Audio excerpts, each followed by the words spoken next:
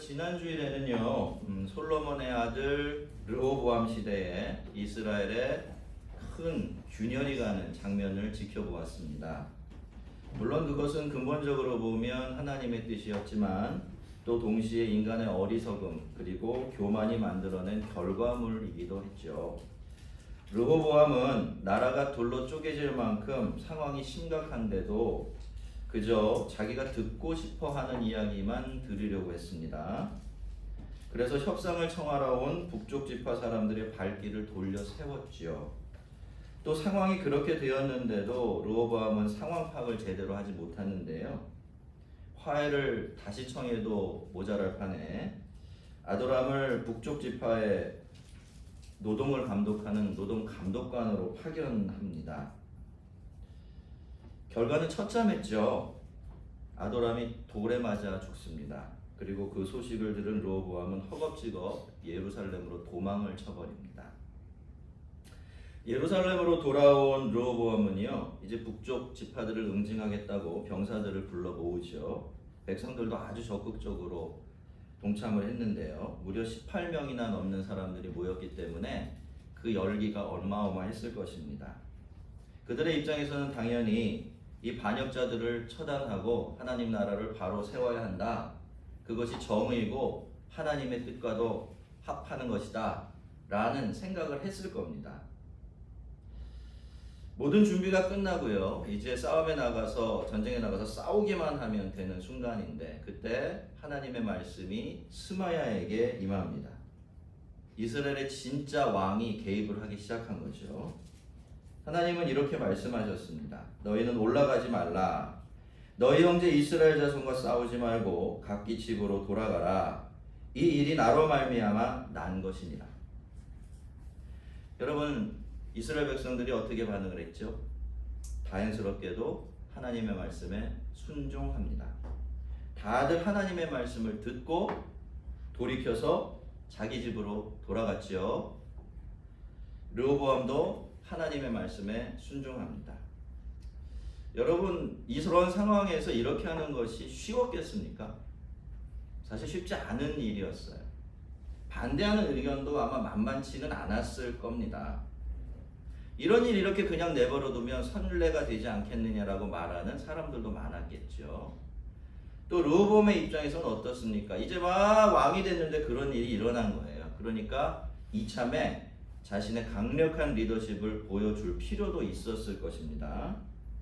하지만 결국 그들은 모두 다 하나님의 뜻에 순종합니다. 그래서 하나님의 뜻을 거스르지 않을 수 있었고 형제지간에 죽고 죽여야 하는 그러한 아무 유익 없고 뜻없고 의미 없는 그런 비극도 피할 수가 있었습니다. 여러분, 그들은 여호와의 말씀을 들었습니다. 그리고 그 말씀을 따라 돌아갔습니다. 여러분, 이것이 하나님의 백성들이 가져야 될 모습이에요.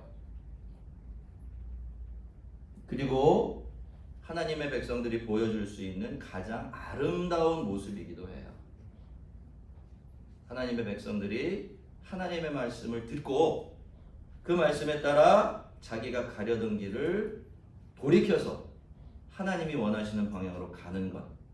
이 세상에 그것보다 아름다운 풍경은 없습니다.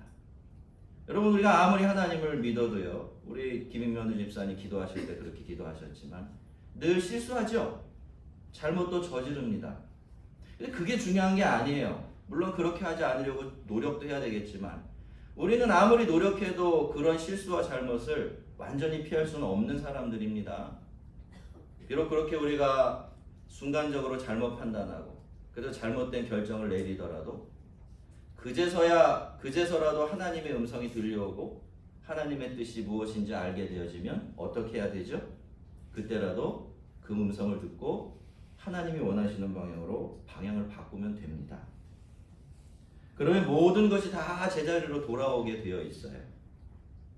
그렇기 때문에 하나님을 섬기는 사람들에게 다 알면서 계속 고집을 부리는 것보다 더 어리석은 일은 없습니다. 자, 그러는 사이에 북쪽에서는 여로보암이 나머지 10지파의 왕이 되었죠. 그렇게 되는 것이 하나님의 뜻이었기 때문에 여기 왕이 된 데는 아무런 문제가 없는 겁니다. 그리고 이제 세력의 크기로 보나 하나님의 뜻으로 보나 이스라엘의 무게중심은 남쪽 유다가 아니라 북쪽 이스라엘 쪽으로 옮겨져 있었어요. 유다 지파와 베냐민 지파 그리고 일부 어떤 사람들을 제외하고는 다윗의 집을 따르는 사람이 없었기 때문이죠. 여러분 어떻게 된 겁니까? 작은 자가 큰 자가 되었죠. 큰 자가 작은 자가 되었습니다. 하나님이 말씀하신 것처럼 높이실 자를 높이시고 낮추실 자를 낮추신 겁니다. 여로보암이 에브라임 산지에 세겜을 건축하고 거기서 살며 또 거기서 나가서 분회를 건축하고 여로보암은요 우선 세겜의 왕도를 세웠는데요. 세겜은 아브라함이 고향을 떠나서 가나안 땅으로 가다가 처음으로 제단을 쌓은 곳이었어요. 그리고 이것은 모세가 축복과 저주를 선포한 에발산과 그리심산 사이에 있는 그런 곳이기도 했고요. 또 나중에 여호수아하고 이스라엘 백성들이 정말로 가나안 땅에 들어가서 하나님과 언약을 새롭게 만든 곳도 바로 세겜입니다. 그리고 이제 여로보암의 즉위식도 여기서 치루어졌어요. 그런 점에서 보면 여러분 이 중요한 것을 르호보암이 새로운 이스라엘의 수도로 삼은 것 굉장히 지혜로운 일이죠. 그 다음에 동서를 잇는 요충지였던 분우엘의 요새를 세운 것도 마찬가지입니다. 이렇게 해서 이제 이스라엘은요, 북쪽 이스라엘은 어엿한 한 나라로 체계를 갖추어 갑니다. 근데 그러던 어느 날 여로보암이 문득 이런 생각을 했어요.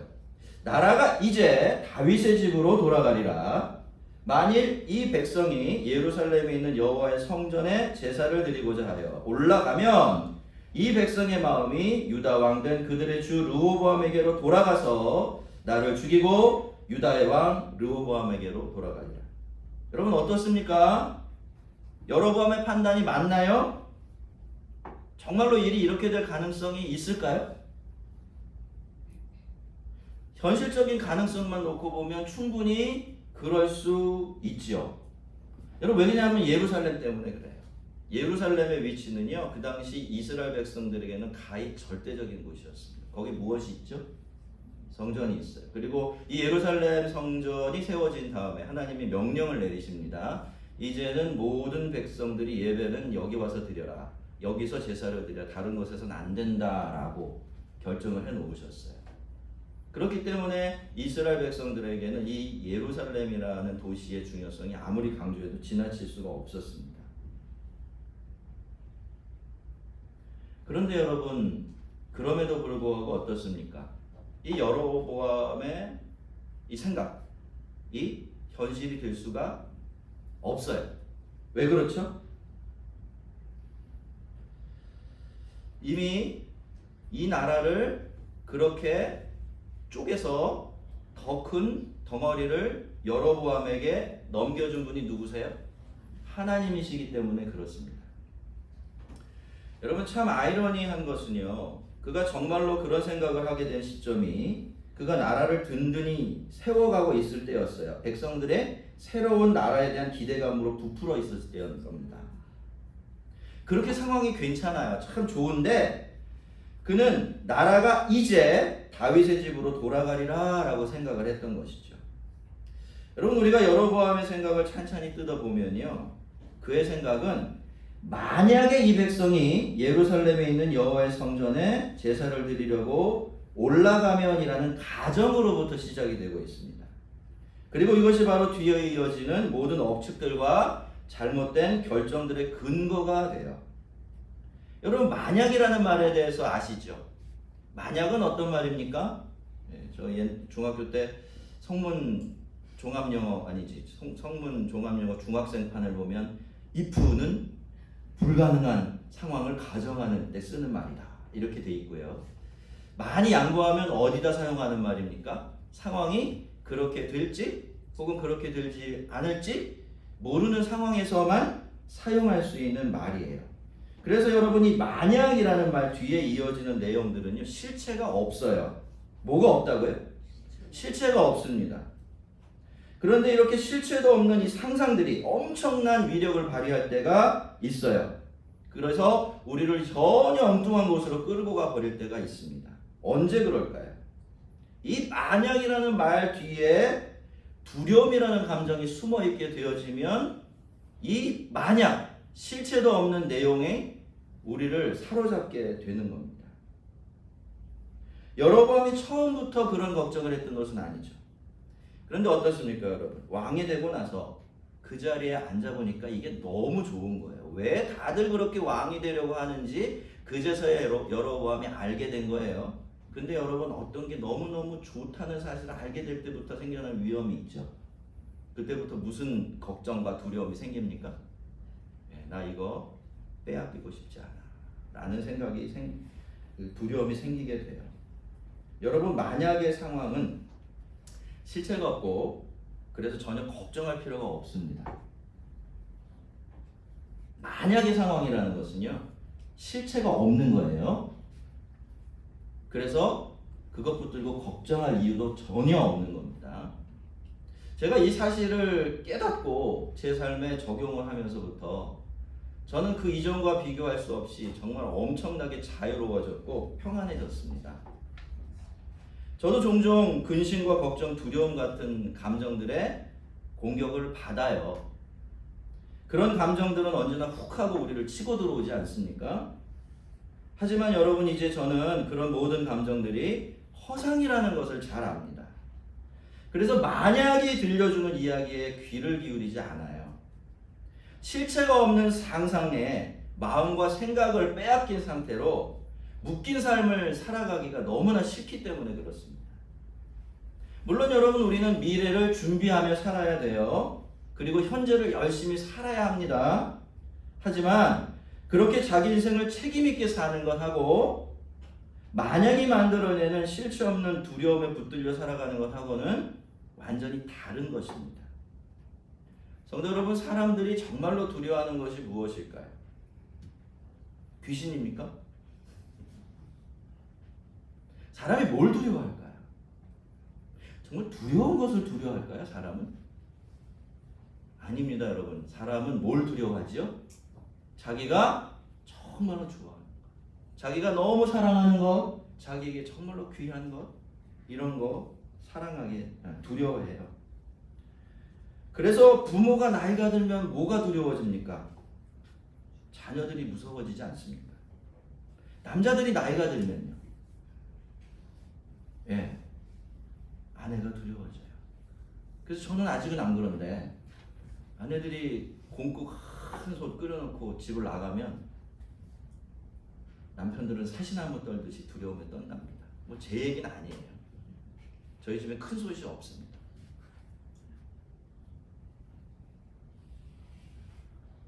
근데 여러분, 두렵다라는 것은요, 지금 나의 감정과 생각이 정상이 아니다, 그런 뜻입니다.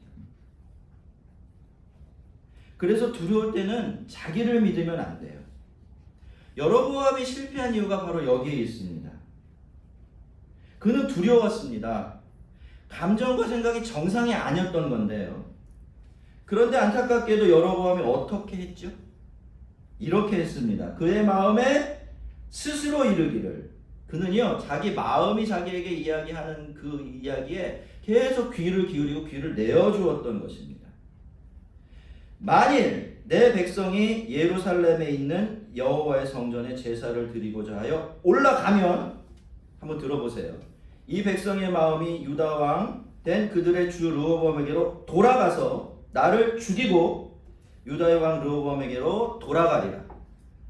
여러분, 지금 제가 힘주어서 말한 이 뒤에 부분의 말들 중에 단 하나라도 사실이 있습니까? 하나도 없어요. 어느 것 하나 사실이 아니에요. 모든 것이 그저 무엇에 불과합니까? 여로보암의 상상에 불과해요. 하지만 여러분, 그는 이미 자신의 상상 속에서 어떤 상태가 되어 있는 거죠? 왕자를 빼앗겼어요. 죽었어요. 그렇게 비참한 마지막을 맞이하고 있는 겁니다. 성도 여러분, 왜 우리가 두려울 때는 우리 마음이나 생각을 믿어서는 안 될까요? 말씀드린 것처럼 두려울 때는요, 나의 마음과 생각이 정상이 아닌 상태가 되어버리고요. 그래서 정상적인 판단을 내리기가 어렵기 때문에 그렇습니다. 근데 제가 사람들이 살아가는 모습을 보면 이거 거꾸로 생각하시는 것 같아요. 오히려 두려움이 주는 메시지를 가장 적절한 판단이다, 가장 이성적인 판단이다, 그렇게 믿어버리는 것 같아요.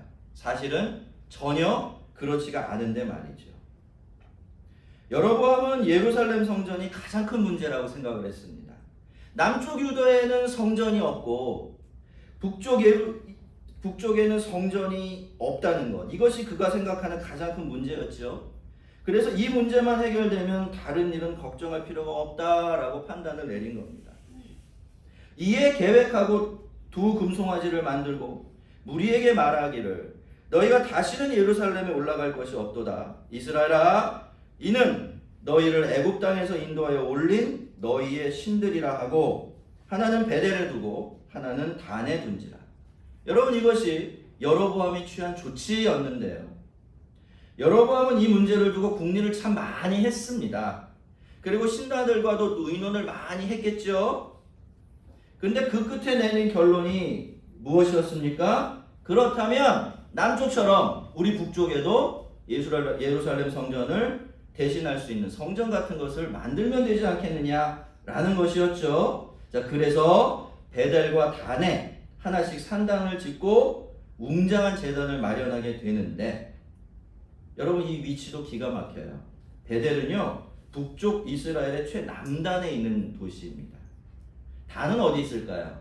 정반대예요. 제일 끝에 국경지역 가까이에 있습니다. 어떻습니까? 그렇게 해놓으면 어디 살든지 간에 접근이 동일하게 보장이 돼요. 그렇죠? 이쪽이 더 가까우면 이쪽으로 가면 되고 저쪽이 가까우면 저쪽으로 가면 되고 그렇게 되어 있는 것입니다. 근데 이렇게 산당을 지은 것도 사실 작은 문제는 아니지만 진짜 문제가 된 것은 무엇이었습니까? 그가 만든 금송아지였어요. 르호보암은 금으로 송아지를 만든 다음에 이스라엘 백성들을 다 불러 모으고 그렇게 선포합니다. 이스라엘아, 이는 너희를 애굽 땅에서 인도하여 올린 너희의 신들이니라 라고 말이죠. 이스라엘 백성들이 애굽에서 건져 올린 게 누굽니까, 여러분? 여호와 하나님이세요. 그렇기 때문에 여러분, 여로보암의 이 말은 결국 그 우상들이 누구라는 뜻입니까? 여호와 하나님이라는 뜻이 돼요. 그런데 이 송아지는요, 바알 숭배의 대표적인 상징물이었어요. 특별히 다산과 풍요를 상징하고 있었죠. 그러니까 그날 여로보암은 이스라엘 백성들에게 바알이 너희를 애굽에서 건져낸 너희의 구원자야. 그리고 이제부터는 이 바알이 너희들이 먹고 살고 번영하는 모든 문제 책임지고 해결해 줄 거야 라고 이야기했던 것입니다. 여러분, 이 안에 여호와 하나님을 섬기는 신앙을 파괴하는 모든 것이 다 들어있어요. 여호와 하나님을 우상으로 바꿨죠. 그리고 이스라엘의 신앙을 돈과 번영을 섬기는 만몬 숭배로 바꿔버린 겁니다. 여로보암은 게다가 절기까지 바꿔버렸는데요. 원래는 7월 15일이어야 하는 초막절 8월 15일로 옮겨버리죠. 그리고 나서 그날 백성들을 이끌고 베델의 산당으로 가서 제사를 드리게 됩니다. 어떤 장면이 보이십니까? 하나님께서 세우신 이스라엘 왕이에요. 그런데 이 왕이 하나님의 백성들을 이끌고요, 어디로 갑니까? 가짜 성전으로 가요. 가짜 성전으로 올라가서 가짜 하나님 앞에서 예배를 드리고 있습니다. 정말 안타깝고 정말 답답한 풍경입니다. 모든 일들이 그저 그의 마음속에 떠오른 실체도 없는 가정 하나로부터 그 허상에 대한 두려움으로부터 비롯된 일이었던 것입니다. 여로보암은요, 얼마든지 이 두려움을 이기고 바른 길로 갈 수가 있었어요. 하나님께서는 그를 왕으로 선택하신 다음에 이런 약속을 주셨죠. 내가 너를 취하리니 너는 이스라엘 위에 왕이 되되 내 종 다윗의 행함같이 내 율례와 명령을 지키면 내가 너와 함께 있어 내가 다윗을 위하여 세운 것 같이 나를 위하여 견고한 집을 세우고 이스라엘을 내게 주리라 라고 말하죠. 도무지 불가능할 것 같지 않습니까? 뭐 그럴듯한 집안이기는 해요. 아주 무지렁이 집안은 아니었거든요, 이 여로보암이라는 사람이. 그렇지만 아무리 생각해도 도무지 왕의 자리에 올라갈 수 있는 그런 처지는 아니었습니다. 그런데 어떻게 됩니까? 이게 현실이 되는 거예요. 오, 이렇게 보다 보니까 막 밀려가요. 그죠? 그러더니 갑자기 자기가 왕의 자리에 앉아 있는 겁니다. 이스라엘 10지파를 책임지는 그 높은 위치에 가 있는 거예요. 자, 그러면 여러분, 그러면 그 다음에는 이 여로보암이 뭘 믿어야 할까요? 아, 그렇구나. 하나님의 말씀은 그대로 되는구나. 그렇다면 하나님의 말씀처럼 내가 다윗의 길을 가기만 하면 하나님은 나를 누구처럼? 다윗처럼 위대한 왕으로 세워주시겠구나 라는 것을 믿어야죠. 왜요? 믿을 수 있는 근거가 이미 주어져 있으니까 말이죠. 그런데 여로보암은 안타깝게도 어떻게 합니까? 그렇게 하지 않습니다. 그는 다윗의 길을 따르지 않고 오히려 자신의 길, 여로보암의 길이라고 뒤에 보면 나오거든요. 길을 새로 만들어 버립니다. 성도 여러분, 이 여로보암의 두려움이요, 우상숭배의 이유가 된 건 결코 우연이 아닙니다. 성경만 이런 이야기를 하는 게 아니에요. 여러분 성경을 보면서 여러분이 어떤 사람이 이렇게 결정적인 계기를 마련할 때마다, 믿음을 발휘하는 순간을 맞이할 때마다 하나님이 계속 반복해서 들려주는 메시지가 있어요. 아브라함부터 시작이 되거든요. 그 이야기가 뭐죠? 두려워 말라. 두려워 말라. 하나님이 뭘 아시는 거예요? 우리의 근본적인 문제가 어디에 있다는 거예요? 두려움에 있다라는 것입니다. 그런데 여러분, 이게 성경만 그렇게 이야기를 하지 않아요. 요즘에는 인간을 연구하는 심리학자들도 똑같은 이야기예요. 그들의 연구에 따르면요, 인간의 근원적인 감정은 두려움밖에 없대요. 여러분 알아두시면 정말 도움이 될 거예요. 인간의 근원적인 감정은 두려움밖에 없다는 겁니다. 그러니까 말인즉슨 무슨 뜻입니까? 인간은 언제나 두려움을 안고 살 수밖에 없고, 그렇죠? 첫 번째로. 두 번째로는 어떻게든 그 두려움을 해결하는 방향을 잡고 살아가게 된다라는 것입니다. 겉으로 보기엔 다를 수 있는데요, 들어가 보면 다 똑같아요. 자, 적극적이고 자기 욕심을 채울 능력이 있는 사람들은 욕심을 부리며 살아요. 그렇죠? 반대편으로 그런 능력이 없다고 생각하는, 자기 스스로를 그렇게 생각하는 사람들은 근심하고 걱정하고 살아요. 그 배후에는 다 뭐가 있는 겁니까? 두려움이라는 감정이 놓여져 있는 거예요. 근데 여러분, 사람들이 두려움의 문제를 해결하는 방식은 근본적으로 보면 두 가지밖에 없어요. 하나는 그 열쇠를 하나님에게서 찾는 것이고, 나머지 하나는 그 열쇠를 하나님이 아닌 우상으로부터 찾는 것입니다. 하나님을 대신하는 모든 것들은 우상이라고 부르기 때문에 그렇게 분류가 가능하겠죠. 여러분, 사단이 두려움을 통해 들려주는 음성과 하나님의 말씀은 늘 부딪히게 되어 있습니다. 그 결과는요, 우리가 어느 편을 드느냐에 따라 달라져요. 다시 한번 생각해 봅시다. 사단의 유혹은요, 만약에라는 말로부터 시작됩니다. 그런데 이 만약에라는 말 속에는 하나님이 있습니까? 없습니까? 하나님이 없어요. 실체가 없는 상상의 세계만 있습니다.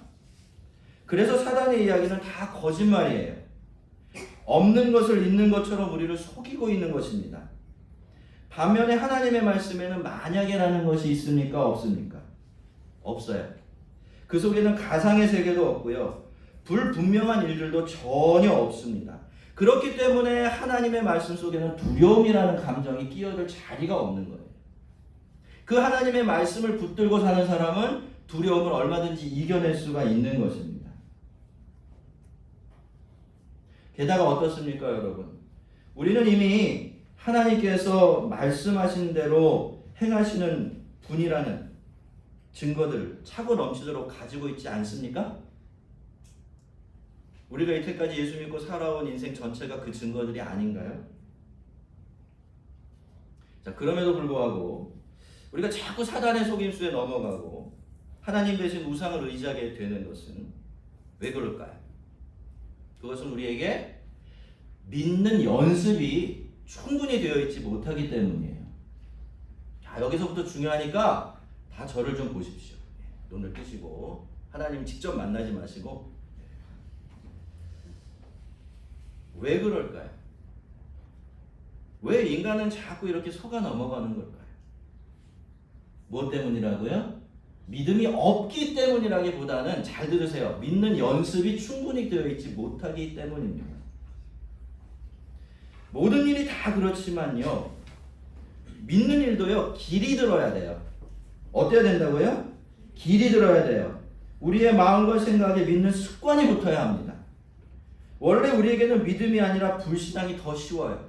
그렇죠? 불신앙이 훨씬 더 익숙한 습관입니다. 그러니까 이 익숙함과 습관들을 돌릴 만큼 믿음의 연습이 필요할 수밖에 없어지는 거예요. 그러니까 여러분 믿음을 위해서는 기도도 해야 되죠.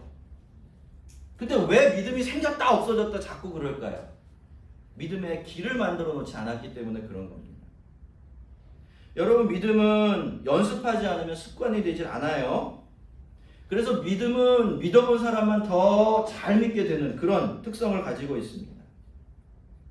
자, 그러면 믿는 연습 과연 어떻게 하면 될까요? 이렇게 하시면 돼요. 이미 앞에 말씀드린 것 안에 다 들어있긴 합니다. 첫 번째 뭘 어떻게 해야 돼요?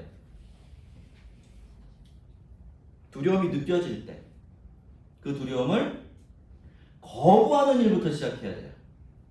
두려움이 느껴질 때 그 두려움을 받아들이고 어떡하지 하면서 자꾸 무슨 방법을 찾으려고 하기보다는 먼저 어떻게 해야 된다고요? 그 두려움을 거부하는 일부터 시작해야 합니다. 그 두려움이 실체가 없는 상상이 만들어낸 허상이라는 사실을 기억하는 일부터 이 두려움과 싸우는 일이 시작되는 거예요. 그 다음 단계는요. 그 다음 단계는 하나님의 말씀을 기억해내고 그 말씀을 붙드는 겁니다. 여러분 제가 두려움을 느낄 때마다 의지하게 되는 하나님의 약속이 있습니다. 그것은요. 성경에 있는 온갖 좋은 구절들 다 모아놓은 건데 이런 겁니다. 두려워하지 말라.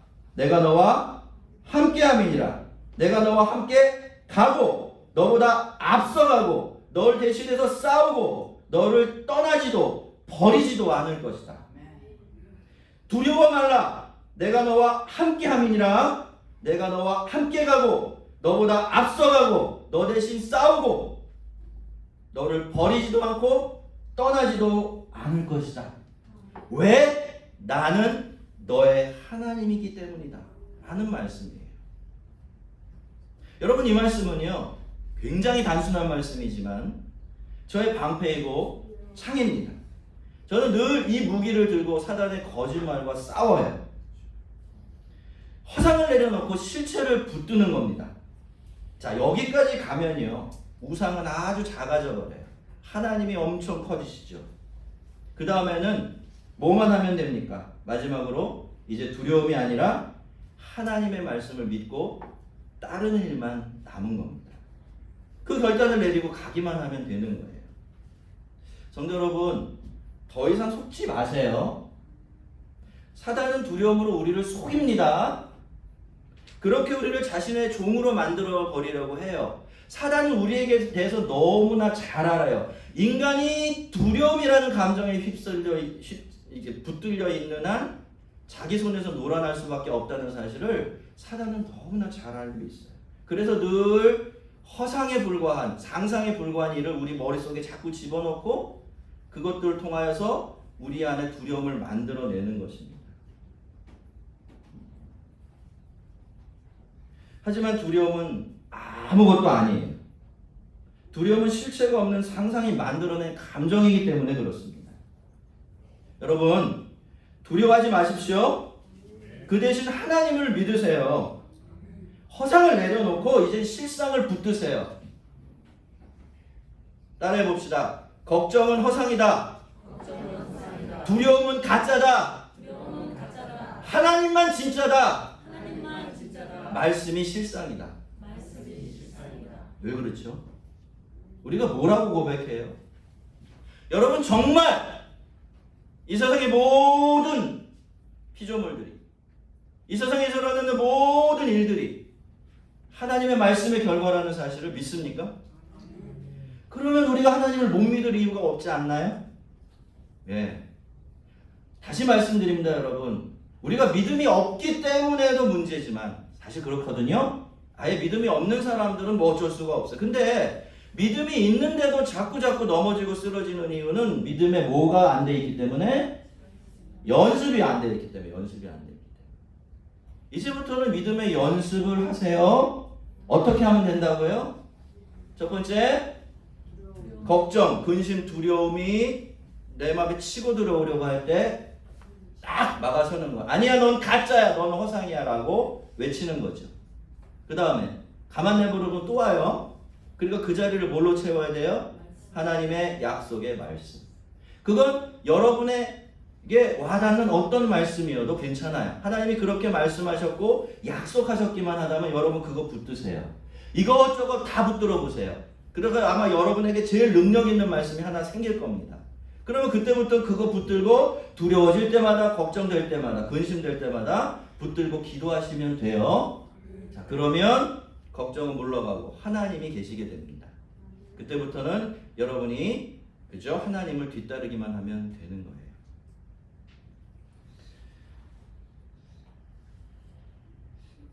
저는 아직도 의심이 되십니까?